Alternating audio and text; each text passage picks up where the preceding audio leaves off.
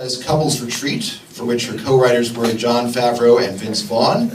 She received sole screenwriter credit on What Happens in Vegas and The Wedding Date, and she created and executive produced the Fox comedy Ben and Kate. Prior to producing How to Be Single, Dana produced last year's Reese Witherspoon, Sofia Vergara comedy, Hot Pursuit. Or as the critics would say, comedy Hot Pursuit. And Dana attended USC School of Cinematic Arts' Peter Stark producing program, and psst, she holds an English and art history degree from Stanford University. Good Stanford. So let's give a warm Peninsula welcome to Dana Fox. Hi. Did you guys like that movie? Yeah. I really love the movie. It's like I've seen it 40,000 times, and I'm still like, and then the part where his wife died. And it's on that big screen. And it's so big, and she's still dead. So you'll all get a chance to ask Dana questions in a little bit, so put your thinking caps on. But let's, in the meantime, start with an easy one. There's a Sex and the City reference in the movie, and people used to play this game of I'm a Carrie or I'm a Samantha. So of the gals in How to Be Single, who are you? This is gonna sound really narcissistic, but because I wrote it, I'm kind of all of them at different stages in my life. Because whenever I write something, I try to write from the place of something that's happened to me, or something that's real or true, or a friend I know, or somebody so like an asshole I've dated. And then, so all of them, but let's just go through it in order of the poster. You got your Alison Brie. This character is super type A and nerdy, kind of an A+. I definitely had like a list of things that I thought I needed in a guy, where I was like, he's gonna be this, and he's gonna be that, and he's gonna be this. And then I was listening to this NPR, This American Life episode, where there was this Harvard professor, and she was talking about being single, and so she was talking to her class about it and saying, well, I just want someone who's like, you know, a little bit taller than me. And it's like, yeah, but you're 6 foot. That's like super tall. And then she's like, yeah, but they just have to have gone to like a really good Ivy League school. Don't worry about it. And like also probably grad school, because like Harvard, let's be real. And then, you know, she sort of went through all her gratuitous, you know, she's like a little bit Jewish, at least half, let's be clear. And then, so then it was like she had this whole huge list. And so they did the actual statistics of each thing. And that's kind of where the peanut scene came from. And it turned out there was like one human on the earth, including all planets like yet to be discovered, that could date her if she found them with her spaceship. And so it kind of brought that idea up to my mind about like you think you know what you want, but you don't really know what you want, do you? And then I kind of had all these things, these boxes I thought I needed checked, and then I met my husband, and I was, get ready for it, I was 32, so like practically dead. And he was 20, yeah, thanks baby. He was like, when I met him, I said, oh, please tell me you're older than 27, because like that's kind of a deal breaker age for me. And he's like, oh, sweetheart, I just turned 25. And I was like, oh, you haven't been born yet. So I was like, we can't go out because you're an embryo and you haven't come out of the cell dividing process yet. So he was like, I want to get married and have kids with you. And I was like, you're 25. You don't know what you want. You're a tiny human male. And so then, okay, we'll go to the other side of the poster. We'll go to Leslie Mann, super crazy workaholic, boomski, and old ass workaholic, that would be right here, me. And then Jake Lacey, my husband, 25, and he's like, you're so crazy, but I love it. It's like so cute how crazy you are. And he kind of wore me down. Like he was like, let's get married and have kids. And I was like, I mean, I guess, okay, if you're sure. And so cut to, you know, 7 years later, we're married and we have 3 kids, and he's still like an embryo. It makes me so mad. He's like so fit, and he like exercises all the time. It's like so gross. And he's really, really still so young. He's just, I keep saying like, you're catching up to me, and he's like, you don't do a lot of math, dude. Like that's not how it works. So anyway, and then Rebel. Okay, so Rebel, I kind of vibed with her. The parts of her that are in me is like that montage of like all that stuff she did on The Hangover. I feel like I have been like running, like my hair is on fire for my whole life. So for me, it's like there's always like something being sprayed in the pits to like try to smell better, and I'm like racing around, like grabbing magazines and like tearing open perfume and like putting it on my thing because I'm so gross. So that kind of came from there. And when I lived in Paris for a year, partied with my friend Mara a little bit there. She might know that I was a little bit of a Robin when I lived in Paris. Drank a little too much, probably had some sex with some people I shouldn't have. But that would be that right there. And then we go to a Dakota Johnson, lovely Dakota Johnson, love her so much. And that was sort of the major through line of it. And the original writers, Mark and Abby, are amazing, and they sort of had that through the Josh Alice through line kind of in the movie. But I sort of vibed with it because I feel like my journey, my single person journey, was that with every guy I ever dated, I was sort of like, I'm just going to present the qualities that work really well for that particular guy, and I'm going to sort of tap dance and be exactly what that particular guy wants. But it wasn't really truly me. And so all the relationships failed because I was just not fully being myself. So the message I kind of wanted to get out there, especially through the Alice character, is like the hardest, everybody talks about like it's so hard to find someone. And the thing that's like actually truly really hard is to find yourself and to like figure out who you are and like find your voice and just be who you are and like let your freak flag fly and like be super crazy. Because like we're all super crazy. It's just when are you going to start admitting how crazy you are and letting other people see how crazy you are? And until you can do that, you're not going to attract the right person. So that is the creepy story of all the characters and how creepy I am in real life. Sounds a little bit like a dissociative identity disorder. Yeah, no, my mom is, as I'm sure you can tell, my mom is a psychologist. so probably spent, without realizing it, a lot of the time of my life on the couch. But yeah, so anyway. So the movie looks at different facets of being single, looking for Mr. Right, looking for Mr. Right now. Totally not offended that you're leaving, just to be clear. I need to go to bed at 9:30 every night. I totally get it. Drinking oneself into oblivion, seeing parenthood, licking the wounds of past relationships, and so on and so on. One of the things that stood out for me is the tension between hedonism and neurosis. Why would you bring that up? Do you think maybe that came from me and my weird self? No, that might just come from me. And my now that you know of me, oh, maybe it's you. That's great. I love that. But anyway, can you talk a little bit about what you wanted to bring out about attitudes about dating and perhaps especially ditching guilt out there? Yeah, I mean, I sort of feel like I talk to a lot of my friends who are still single, whether they're older or younger or whatever, and I feel like there's a thing that women do particularly that's kind of a bummer, that where we're not nice to each other and we're not nice to ourselves. That really bums me out, where I feel like we're really hard on ourselves, and I think one of the major things that sort of holds women back in life, don't worry about it, I'm gonna get a little bit Sheryl Sandberg on your asses right now. I've not read the book. I'm just quoting the Amazon review. But I'm too tired to read a book. Oh my god, I'm so tired. If it's not an audiobook, I'm like, I can't get to know you. I'm too tired. Reading is for ugly losers, you guys. We all know this. I completely forgot the question. What are we talking about? About ditching guilt. Oh, right. So, like, you know, be nicer to yourself. And I like, will not stand for women being mean and bitchy and catty to other women for 1 second. Like, I will dive and throw my body on it. I hate it so much. And I think that society sort of teaches women that they need to be guilty about stuff all the time. Like, I'm guilty right now that I left my 3 children and yada yada. And it's like, stop it, you guys. Like, stop it, us. It's super annoying. Don't do it to yourself. And when you are in stuff, like, don't be afraid to fail. Like, failing, I think women are afraid to fail particularly, and so they don't try weird stuff and they don't try hard stuff, and they're afraid to sort of be bad at stuff. Like, go, be bad at it, and then like stand up and try again and do it over and over again until you're successful. So that was like sort of a weird feminist message I was trying to like creepily get out over the course of like a hilarious comedy. I'm going to throw it to the audience here. Yes, I want to hear questions, anything. While I'm getting questions here, do you want to confess to any tales from the dorm? Oh my god, I love you guys. Mara, do we have any tales from the dorm? I don't remember college. I'm like, it's not because I smoked weed for the first time when I got here, which I did.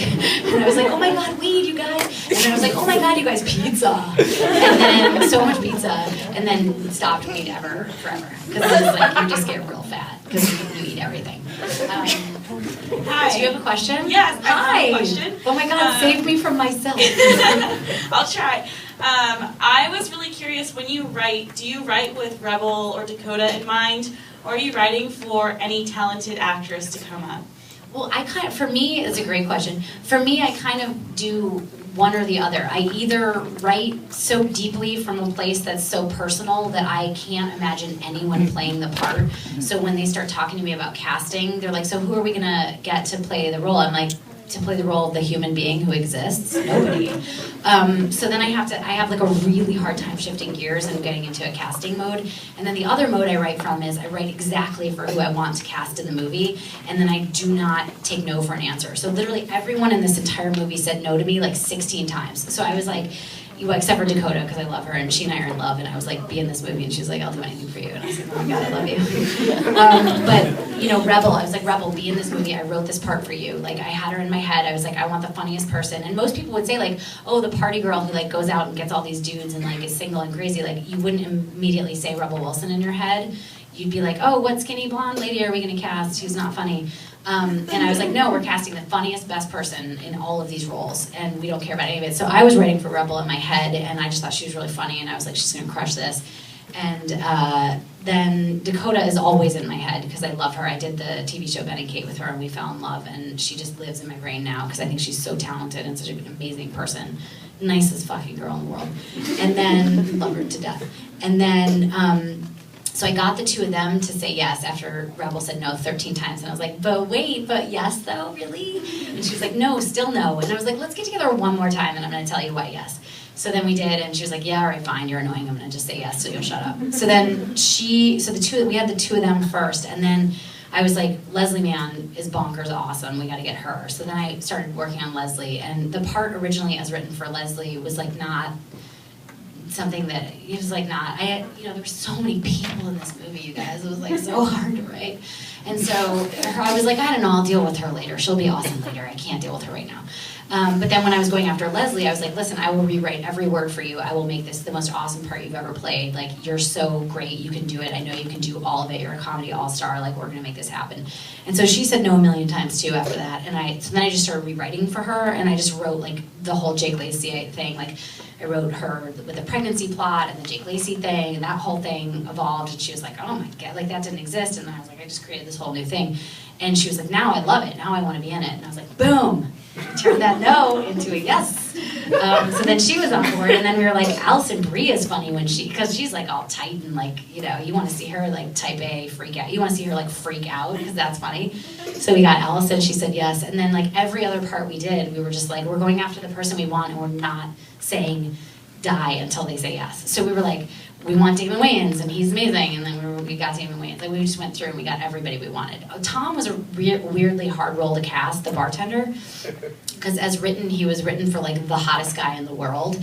And as it turns out, no offense, you guys, hot guys are super not funny and not good at acting, as it turns out. So we were doing a lot of that, and then we were like, well, he's hot, but also good at acting and also funny. So then we were like, no, we don't care about, we're just going for the funniest person in all these parts. And so we got him, and then all of a sudden that part became interesting and great, and so we had to write for him. And is that the world's longest answer to your question? It's the world's longest and the world's best answer.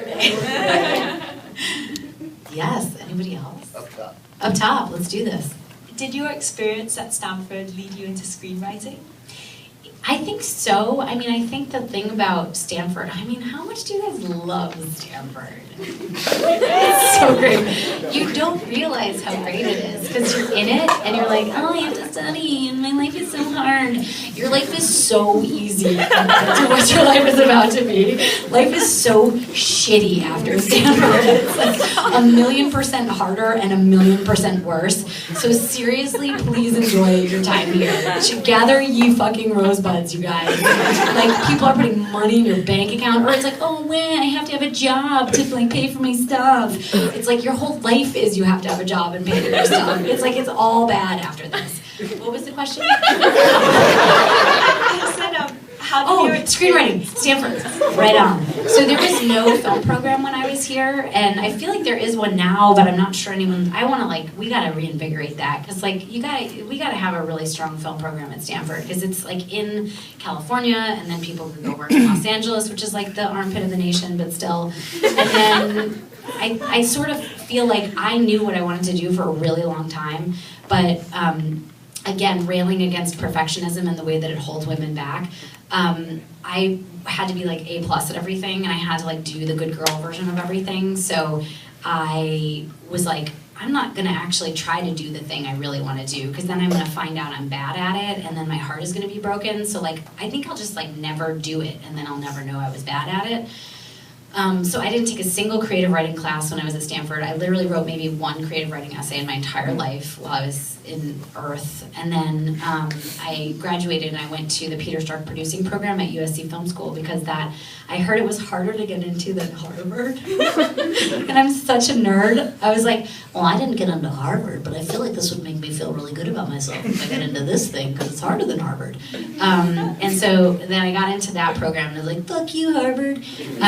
And then I'm like, I'm good enough. And then I was in the START program, and that was like a producing program, so it was sort of teaching you how, oh, there's a child here. Oh, I'm so sorry, I did not see that. My apologies for the F-bombs. Good luck. So, it's an R-rated movie. Nobody over 18 should have been here. Or nobody under 18. Anyway, so love you lots. Deepest apologies. I will clean it up from here on out. And then, or as my child would say, deepest apologizes. That's his favorite thing to say. So then I went to the Peter Stark producing program, and I kind of figured out there that, you know, I was doing that because it was like the appropriate way to get into the film business was like be in the business and be a producer and da-da-da. And I still wasn't writing anything because I was scared. And then we had a screenwriting class in the producing program where they said you have to write 30 pages of a screenplay so that you can see how hard it is to actually write a screenplay that doesn't suck, so that when you're a producer and you're giving notes to screenwriters, you do it in like an appropriate and respectful way. And I said, oh, that's cool. And so then all of a sudden the paradigm kind of shifted in my head from like, you know, you have to win an Oscar, because I knew what good writing was because I was at Stanford and I was reading like Hemingway and Faulkner and all these amazing people, and I was like, that's good, and I'm not that good. So I didn't really want to do it unless I could be like the best at it and win an Oscar. So that's what prevented me from trying. And then when I did the 30 pages, I was like, oh, this is just homework. I can do homework. Like, I'm a nerd. I can do homework, and I can work harder than everybody. And if I work harder than everybody, maybe I'll be able to make up for the fact that I have no talent. And then I was like, oh, I have a little bit of talent, but I have like a really crazy psychotic work ethic. Like, I will get there before everybody, and I will stay later than everybody, and I will work harder than everybody every time. And no one else does that. So like, if you do that, those are some smooth jams on your text messages. Yeah, baby. What are you doing later? Yeah, so anyway, long story short, that is the answer to the question I forgot that you asked. Thank you so much. Does that help? Was that weird? Okay. No. Ladies, let's do this. Middle row. Fight to the death about who goes first. Make it weird. Get physical. We're both seniors at Stanford this year, and we were wondering what the dating life was like at Stanford, if it was as sad. what it was compared to what it could be like now. We basically spent the whole car ride here just talking about how bad our dating life is. Oh my god, I love you guys. It was not great when I was there. Mara, God bless her, who I went to school with, met her husband like on the second Here's date. Alice. Oh, and is Except Alice. for without the breaking up part. She's Alice with no breakup part, and she's literally been with her husband since like the first breath of air on Stanford campus. But you never went on without a boyfriend. You always had I was boyfriends. a serial monogamist, so I'm a lot Alice in that way too. Like, everybody was always like, "You're scared to be single," and I was like, "I just like boning, I think." And I'm not super slutty, so I'm just gonna do it in a relationship for 2 years until I realize this guy is fucking horrible, and he doesn't want me to succeed or be good at anything, because then I threaten him. So yay, go Stanford. So dating at Stanford, like, I don't know, man. I feel like it was. Was there dating at Stanford? Did anyone go out at Stanford? I mean, like, Yeah, I don't think anyone really goes out on dates. yeah, it's like it was never even a thing back then. You just like met someone and started having sex with them, and then you were like, I don't want to be a whore, so let's be together. Isn't that what everybody does? Yes. Anyone else? Question? If anybody else here wants to answer those ladies' questions, you can do that too. Hi. Hi. Hi. Well, Did you like the movie? You're like super not in our demo, but did you like it? I know I never fit any demo. I know, but I like you. I feel like you're like my jam for some reason. What did you think, man? Very sensitive. Anyway, You were like a little bit surprised you liked it, right? no, yeah, I liked it. You were like surprised though. You were like, I'm gonna hate this movie, but No, I I'm didn't gonna think go I was and hate gonna. I watch didn't think I it. was gonna hate it, but it was a lot better than Yeah. thought it was. Because you know. Lower that bar. Yeah. Step over it. That's my jam. I specialize in lowering expectations to like the basement and then just beating them by the face. You know, as a guy, you walk in thinking, oh God, Yeah, girl movie. 50 Shades of Terror. Yeah, 50 Shades of ladies talking about their period. Yeah. But this is actually a reading question, you know, now Yeah, that you read great. audiobooks. What's the significance of Dakota Johnson reading The Bell Jar?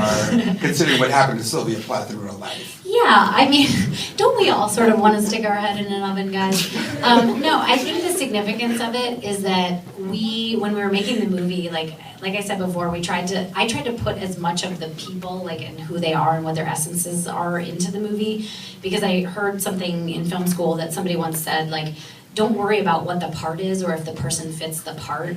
Get the best actor and then make the part fit the person, because 9 times out of 10, like, having Meryl Streep is going to be so much more awesome than whatever you thought you were doing. So you sort of try to get the best person, and you know, just kind of after that, I try to take who that person really is in real life and kind of put that a little bit into the character.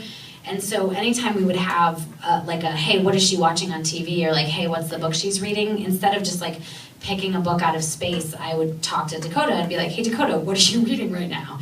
And she's like, I'm reading The Bell Jar, man. Like, you know, and so I was like, great, boom, we're gonna clear it, we're gonna get it in the movie. You know, she's a really big reader, but like, you wouldn't know that from the 50 Shades of Boobs. You'd be like, she doesn't read books. But she's a super big reader. I mean, Reese Witherspoon, huge reader, like reads 1 million books a year. And I'm always like, you're killing me, dude. I can read 2 a year. I fall asleep after like 4 seconds of my audiobook. I put on audiobooks to go to sleep, you guys. Sexy time. And I put on the sleep timer, 8 minutes, 2 max, and I'm asleep.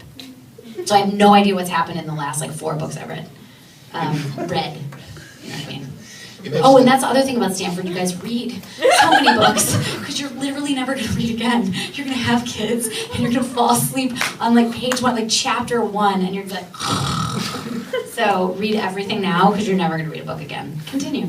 Well, you mentioned the demographic. Do you think this is more of a defiant Valentine's Day release or a stealth date movie? This is a bit of like a fuck you Valentine's Day movie, I think. And I actually think it's a stealth date movie. I'll be honest with you guys, because I feel like we're all best friends now. We have a very tough weekend, ladies and gentlemen. We're coming out against Deadpool, which is going to be a monster, and $70 million are going to be chomped up by that guy. And we're coming out against a little bit of a movie called Zoolander 2. So just out of like a show of hands, let's say this wasn't happening tonight. Let's say it was Valentine's Day weekend and you guys had the choice between Deadpool, Zoolander, and this movie. What were you going to see? Deadpool, show of hands. Yeah, no kidding. All the guys left, don't worry about it. And then Zoolander 2. Be honest, for reals. Love you guys, love your honesty. This movie. Okay, you guys, we might be okay. But I just really love the movie, and I really want people to see it because I actually love it, and I think it's like kind of awesome. So I feel like this is a movie where guys actually enjoy it when they are dragged to it by their girlfriends. So hopefully women will drag them to this one instead of Zoolander 2. This is probably a good note to wrap up on, that if you like That seems like the a movie... really sad note to No. I feel like we should do one more. Well, we can, but I was just going to say, if they like the movie, they have to spread the word, Yeah, right? so spread the word, because the deal is, and nobody can say this because it makes you feel sort of weird to say it, but like whatever movie you go for any weekend is kind of like in Hollywood, it's sort of like who you're voting for in the general election. Like you have to vote for the kinds of movies that you want to see, and by voting, that means you have to go the opening weekend. And like women starring in movies is like not going to exist anymore if people don't start going to movies on opening weekends that star women. Because it's so hard to get movies made these days, and the reason there's 70,000 Marvel movies and superhero movies, which are all great, and goddamn it, I want to see Deadpool. I'm just gonna be honest with you, I think it looks great, and I don't want them to stop making those movies, but I want them to keep making other movies that are like trying to say something or have women in them and like care about chick stuff. So you have to like tell all your friends to see this movie, please. I think that's a happy note. I think they will. Woo! Woo! So thank you all for coming out. We're gonna do one more for my Oh, lady okay. friend right here. Happy question. I just want to say thank you for having the heart to write things like this, because it was very heart-touching for me, because you can see yourself in a little bit of the different characters, or you know a friend about, you know, who experienced some of those things. So I congratulate you for Oh, that makes having me the heart to do that. Don't worry about it, I'm breastfeeding, I'm probably gonna cry. That's really nice, I have a lot of hormones going, but that's really nice. And that was exactly what I was going for, is that, you know, I wanna send love out into the world, and I want people to know that, like, no matter what, it's gonna be okay. Because it's like hard times, man. It's all hard. Life is hard. And, you know, I experienced a lot of adversity. Like, I forgot to have children, and then when I was ready to have children, I had to have 7 IVFs. I had 3 miscarriages. It was like everyone in all of Los Angeles told me I wasn't gonna have my own children. And, you know, the stuff that got me through was like seeing movies that touched my heart or made me laugh. And like, that's just what I'm trying to put out into the world. So hopefully, I'm so happy you felt that way. That's